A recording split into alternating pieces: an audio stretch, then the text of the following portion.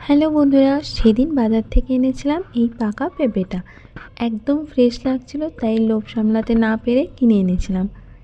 আমি এর আগে খুব একটা পেঁপে খেতাম না, কিন্তু জানেন তো আমাদের এখানে যে পেঁপেগুলো পাওয়া যায় একটু লম্বাটে ধরনের হয়, আর যেমন চিনির মতো মিষ্টি হয় সেরকমই স্বাদও খুব ভালো হয়।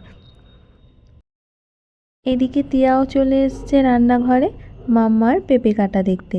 ও দেখেছে দূর থেকে যে আমি ফ্রিজ থেকে পাকা পেঁপেটা বার করছি, ও ওটা দেখে ছুটে চলে এসছে রান্নাঘরে। পেঁপেটা এত সুন্দর আর এতই ফ্রেশ, দেখুন এর গায়ে একটা দাগও নেই, আর কালারটাও খুব সুন্দর, তাই না? চলুন আর দেরি না করে এবার কেটে নেওয়া যাক। পেঁপেটা আমি প্রথমে মাথাটা কেটে নিই, তারপর মাঝ বরাবর কাটবো।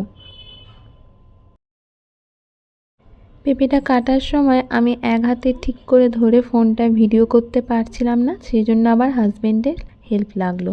বললাম তুমি একটু কেটে দাও, আমি একটু ভিডিও করে নিই।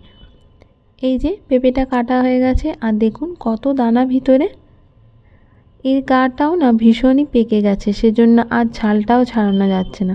কিন্তু যেহেতু মেয়েও খাবে আর আমরাও খাবো, ছালটা তো ছাড়াতে হবে, সেজন্য কোনো রকম করে ছালটা ছাড়াচ্ছে।